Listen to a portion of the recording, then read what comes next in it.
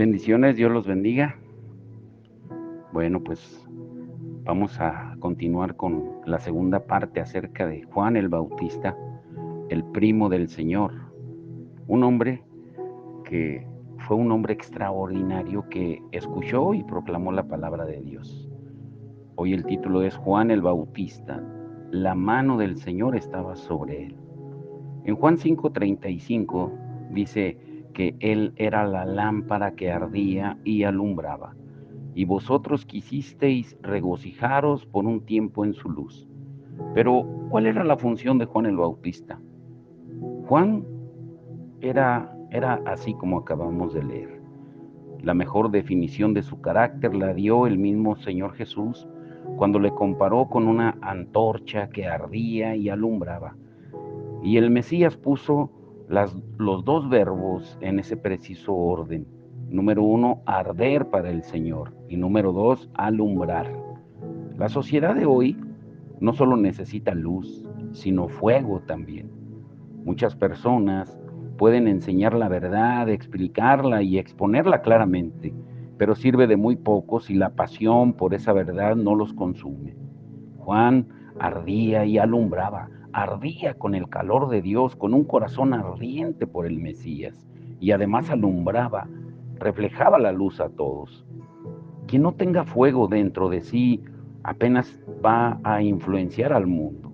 Las personas que no son radicales en el mensaje y no se atreven a ser diferentes y a vivir el evangelio cueste lo que cueste, pasarán desapercibidas en la sociedad. Juan mismo había anunciado que el Mesías nos bautizaría con el fuego del Espíritu de Dios. No existe una persona más desgraciada que aquel que quiere vivir con un pie siguiendo a Jesús y con el otro complaciendo sus deseos y los deseos de los que le rodean. Alguien que conoce la verdad pero no es capaz de amarla y vivirla apasionadamente. El mundo de hoy no solo necesita saber qué es la verdad, sino sobre todo ver a otros siendo capaces de vivir por esa verdad, ardiendo por ella. Necesitamos más personas como Juan. Y uno de los secretos de la vida de Juan fue arder y alumbrar al mismo tiempo.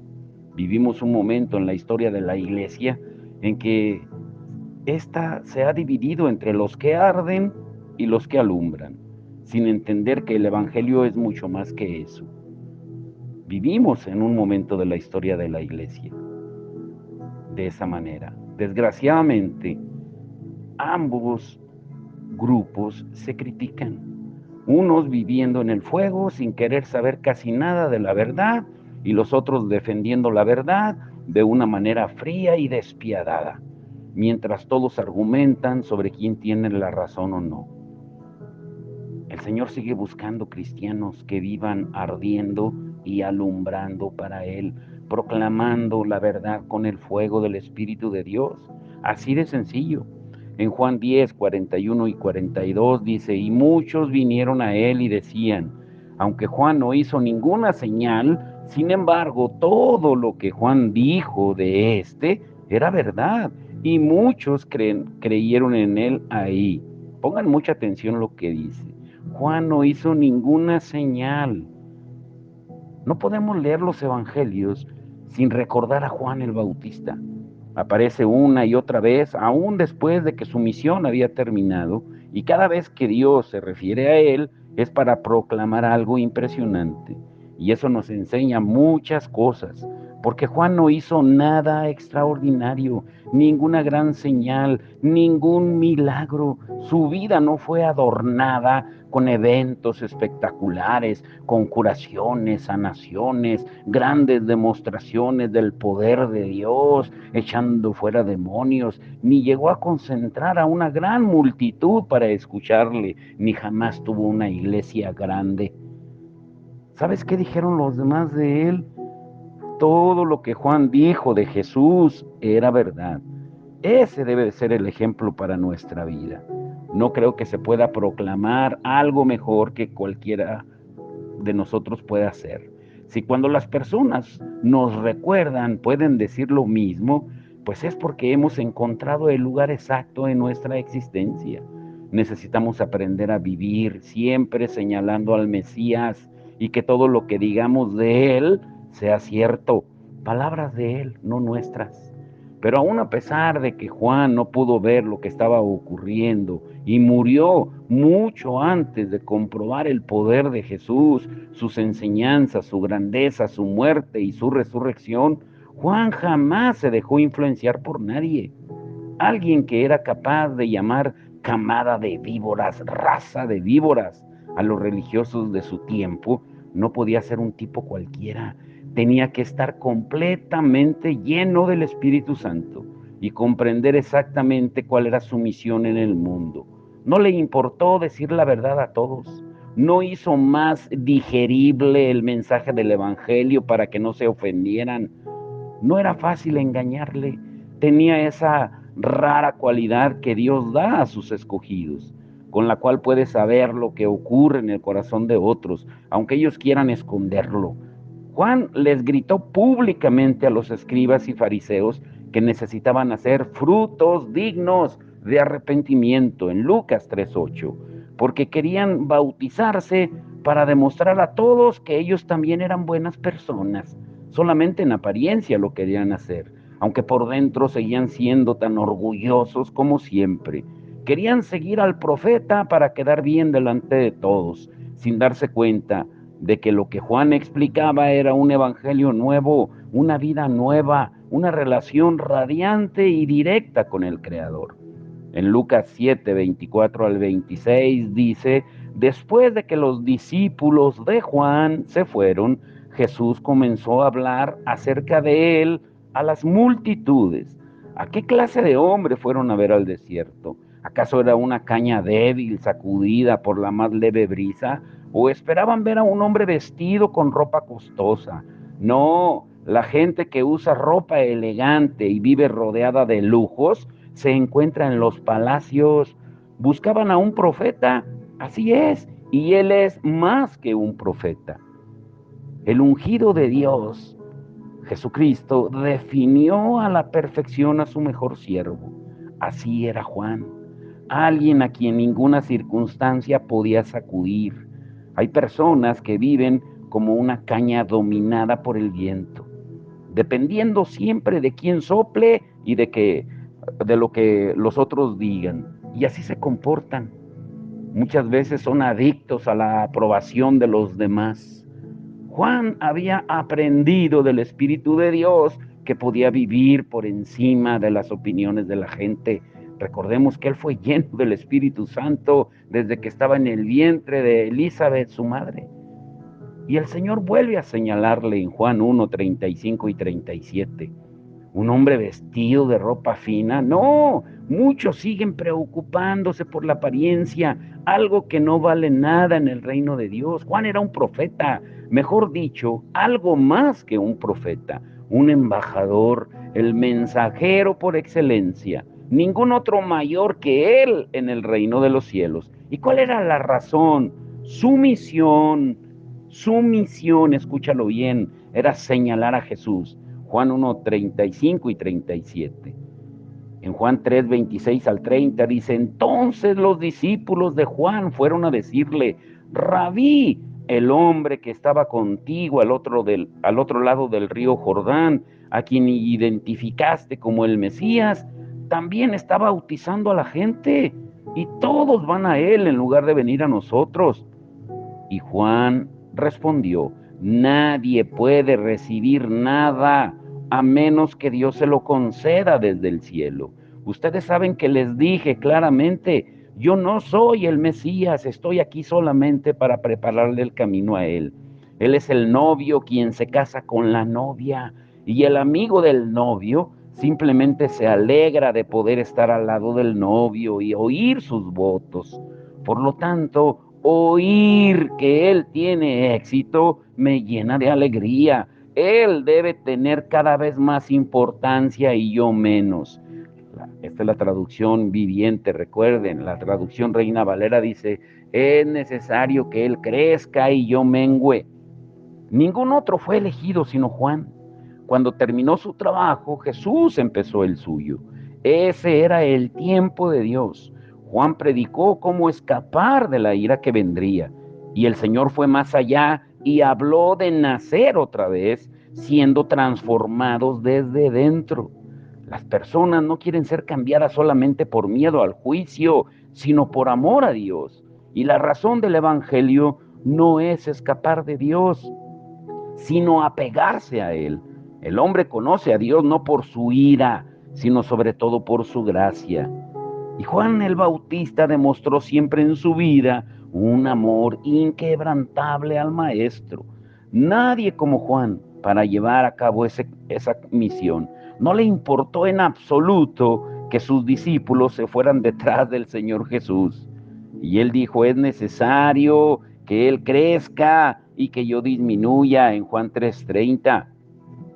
Nosotros vivimos preocupados por nuestras palabras y nuestra reputación, para que la gente nos siga y por tener buena fama. A Juan no le preocupaba lo que iba a suceder con su vida.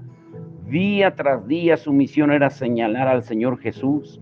No le preocupa o no le preocupaba el quedarse solo sin discípulos ni seguidores. Sabía que el Mesías merece toda la gloria, lo merece todo. Y aún en los momentos en los que sus dudas eran mayores porque estaba en la cárcel, ¿y quién no tendría dudas en la cárcel? Juan hizo lo correcto, envió a preguntar a Jesús. Lucas 7:18-23 dice, entonces los discípulos de Juan le informaron de todas estas cosas. Y llamando Juan a 2 de sus discípulos, los envió al Señor diciendo, ¿eres tú el que ha de venir, o esperamos a otro? Y respondió él, les dijo, id y contad a Juan lo que habéis visto y oído. Los ciegos reciben la vista, los cojos andan, los leprosos quedan limpios y los sordos oyen. Los muertos son resucitados y a los pobres se les anuncia el Evangelio. Y bienaventurado es el que no se escandaliza de mí. Lo más impresionante de la vida de Juan fue su final. El elegido de Dios murió en una cárcel. El embajador del Mesías permaneció meses enteros en la oscuridad y el desaliento más extremos, completamente solo, aparentemente olvidado. Juan se preguntó muchas cosas. Quería saber si su misión había terminado y si realmente había sido el precursor del Mesías o si simplemente su vida era un fracaso. Pensaba que podía haberse equivocado y ya no podía anunciar a otro porque estaba en la cárcel. Cualquier decisión que hubiera tomado en su vida en cuanto a eso ya no tenía remedio. Todos nos hubiéramos hecho las mismas preguntas, pero la grandeza del enviado de Dios fue seguir poniendo toda su vida a disposición del Mesías, aún sin comprender lo que estaba pasando, aún desde la misma cárcel. Quizás uno de los problemas de Juan fue que él pensaba que el Señor traería ya inmediatamente el juicio que él mismo había predicado. Y a veces nuestro mayor desánimo aparece cuando pensamos que Dios no hace lo que nosotros creemos que es justo y que debe hacer. Y podríamos llamarlo el síndrome de Jonás. Predicamos tanto la llegada del juicio de Dios que nos desanimamos cuando Dios aplica su misericordia sin nuestro permiso. Jesús les recordó un texto bíblico que Juan conocía muy bien. Y suele ser la manera en que el Señor nos contesta siempre. Nos recuerda lo que ya está escrito. Y eso no significa que estamos lejos de la voluntad de Dios. Nadie comprendió el corazón del Señor como lo hizo Juan. Pero la Biblia nos enseña que la fe viene por el oír y el oír por la palabra de Dios. Romanos 10:17, no por ninguna otra cosa. Solo podemos ejercitar nuestra fe leyendo y confiando en lo que Dios dice. Y Jesús le recordó a Juan la profecía que se estaba cumpliendo. Y eso fue todo. Casi todo, porque antes de que los amigos de Juan se fueran, el Mesías pronuncia una frase casi incomprensible para los demás. Y habla de no sentirse defraudado con lo que él hace. Él dice, feliz el que no se desilusiona de mí, el que no espera nada más ni nada menos que ver a Dios mismo hecho hombre, el que no pone su confianza en un Mesías político o en alguien que soluciona todos los problemas personales y los del mundo en cada momento. A veces esperamos demasiado de Dios. Creemos que tiene que hacer lo que nosotros queremos, que debe arreglar y desarreglar las cosas casi a nuestro antojo. Utilizamos nuestra superfe para desafiar a todo y a todos, sin dejar que Dios tenga la última palabra sobre lo que estamos pidiendo. Y cuando Dios no hace lo que nosotros pensamos o no entendemos lo que está ocurriendo, nos desilusionamos de nuestro Salvador y enseguida comenzamos a dudar de Él. Juan el Bautista dudó de Jesús, pero no perdió su relación con Él. Aún en la cárcel envió a buscar las respuestas que el Señor podía darle. No se desilusionó con el Mesías, a pesar de que atravesaba el momento más difícil de su vida. ¿Y si se había equivocado? Estaba preso por Herodes, a quien él había hablado con toda autoridad. Y el Mesías no había hecho nada, no le libró, no envió ángeles a consolarlo ni a ayudarle. Y Juan terminó su vida aparentemente fracasado y sin saber qué había ocurrido, ni lo que iba a ocurrir. Y lo más terrible del mundo, creo yo, que es sentirnos abandonados y fracasados en la vida y sin tener la posibilidad de comenzar de nuevo. Nadie ha pasado por una amargura como la de Juan. Muy pocos han atravesado la hora más oscura del alma sin ninguna respuesta. Solo Jesús pasó por algo así cuando murió en la cruz, aunque él sabía que iba a resucitar. Juan el Bautista se encontró solo y abandonado. Ninguno de nosotros puede juzgarlo. Nadie puede dudar de su confianza y obediencia a Dios, porque cuando envió a preguntar a Jesús, ¿eres tú el que ha de venir o esperamos a otros? O a otro, perdón, lo hace volviendo a entregar su propia vida al Mesías. No hay nada de rencor en su pregunta. No le dice a Jesús, no quiero servirte nunca más, me siento defraudado. No, Juan amaba a Dios de una manera extraordinaria y aún en la noche más tenebrosa fue capaz de poner un hilo de esperanza al decir, ¿esperamos a otro? Esa es la razón por la que el Señor Jesús pronuncia esa última frase. Son las palabras de un amigo, de alguien que le dice algo que va a ayudarle. Bienaventurado es el que no se escandaliza de mí, el que sigue confiando.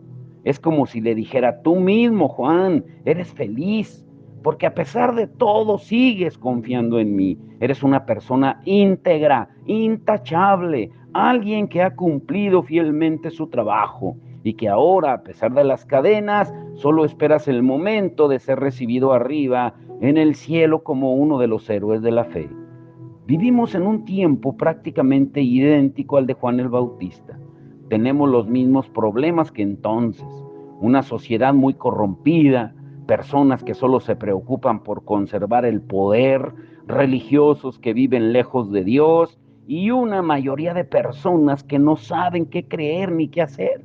Mientras todo esto ocurre, Dios sigue hablando por medio de nuestro Señor Jesucristo, pero pocos lo escuchan, mucho menos lo oyen. ¿Recuerdas lo que hizo Juan? Exactamente lo mismo que tenemos que hacer nosotros. Guiar a las personas al Señor Jesús, mostrarles quién es el Salvador del mundo, luchar con todas nuestras fuerzas para que todos conozcan al enviado de Dios, aunque como le sucedió a Juan, nos cueste la vida. Ahora, algo que debemos de entender, de que Jesús es el Cordero de Dios, que quita el pecado del mundo. Juan lo anunció y todos lo escucharon. El profeta más importante que tuvo Israel en los últimos siglos lo presentó y también el diablo lo supo. porque el maligno había intentado matarle poco después de su nacimiento, utilizando a Herodes, pero no pudo. Y ahora decidió enfrentar la lucha más difícil, vencer al mismo Hijo de Dios cara a cara. El acusador por excelencia tenía sus cartas marcadas. Necesitaba que el Mesías se defendiese sobrenaturalmente para mostrar su independencia del Padre. Quería que el Señor actuara como alguien que podía vencer con actos sobrenaturales sus propias limitaciones como hombre para perder su derecho a ser el postrer Adán, para agotar las opciones de vivir y vencer como hombre. Quería derrotarlo de la misma manera que lo había hecho con Adán. Jesús tuvo que enfrentar las mismas tentaciones que el primer hombre, los mismos ataques que la humanidad ha sufrido desde el principio de la historia, porque el Señor estaba representando a toda la humanidad. ¿Y recuerdas cómo empezó todo? Génesis 3:6 dice, la mujer quedó convencida, vio que el árbol era hermoso y su fruto parecía delicioso, y quiso la sabiduría que le daría.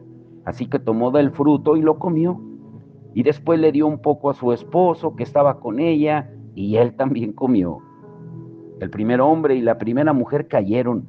Lo mismo hicieron, o lo mismo hicimos, mejor dicho, nosotros, sus descendientes, a lo largo de toda la historia. Los deseos de los ojos, la pasión de la carne y la arrogancia de la vida han sido casi siempre los triunfadores en su lucha por llevarnos hasta lo más profundo de nuestra debilidad. Por muy cerca que alguien estuviese del Creador, siempre la derrota acabó llamando a la puerta para entrar y destruir la vida. Ni un solo hombre, ni una sola mujer lograron vivir sin mancha.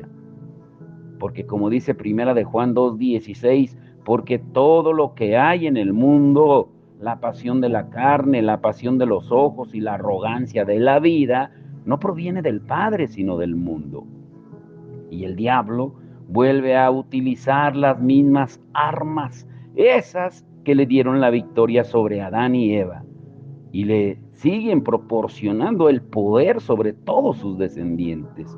Pero esta vez a quien intenta vencer es al Hijo de Dios y busca la victoria definitiva. Está luchando por la corona del postrer Adán.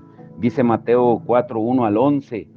Luego el Espíritu llevó a Jesús al desierto para que ahí lo tentara el diablo. Pongan mucha atención. Durante 40 días y 40 noches ayunó y después tuvo mucha hambre. En ese tiempo el diablo se le acercó y le dijo, si eres el Hijo de Dios, di a estas piedras que se conviertan en pan. Jesús le dijo, no, las Escrituras dicen, la gente no vive solo de pan, sino de cada palabra que sale de la boca de Dios. Después el diablo lo llevó a la santa ciudad, Jerusalén, al punto más alto del templo y dijo, si eres el Hijo de Dios, tírate, pues las Escrituras dicen, Él ordenará a sus ángeles que te protejan y te sostendrán con sus manos para que ni siquiera te lastimes el pie con una piedra. Y Jesús le respondió, las Escrituras también dicen, no pondrás a prueba al Señor tu Dios. Luego el diablo lo llevó a la cima de una montaña muy alta y le mostró todos los reinos del mundo y la gloria que hay en ellos. Te daré todo esto, dijo, si te arrodillas y me adoras. Vete de aquí, Satanás, le dijo Jesús, porque las Escrituras dicen, adora al Señor tu Dios y sírvele únicamente a Él. Entonces el diablo se fue y llegaron ángeles a cuidar a Jesús. Dios lo permitió.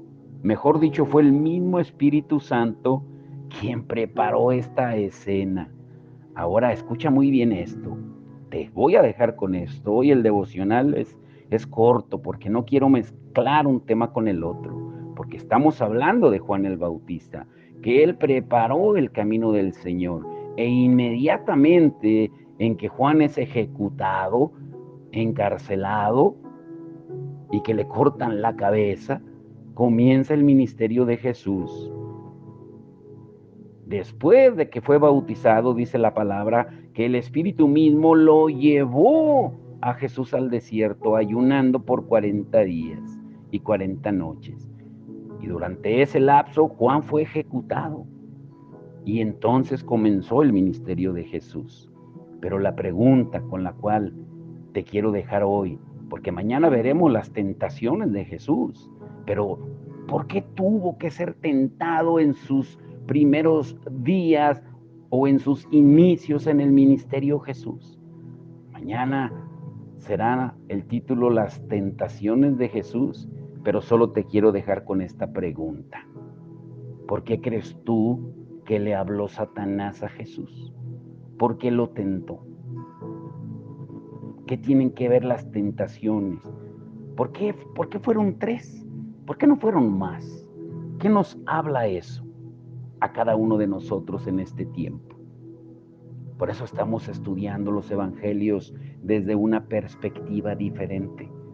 No religiosamente como lo hemos hecho por muchos años, porque a veces hay detalles tan importantes que pasamos por alto y no los estudiamos, porque solamente escuchamos lo que la persona de enfrente, sea pastor, evangelista, maestro o el que esté predicando, solamente lo que él dice, pero no estudiamos a profundidad lo que dice la palabra. Mañana entenderemos las tentaciones de Jesús. ¿Por qué le habló Satanás? Padre, en el nombre de Jesús, te damos todo el honor y la gloria, Señor. Señor, te rogamos que nos abras el entendimiento, que nos prepares, Señor, para entender realmente el inicio de tu ministerio y cómo fue y por qué fue.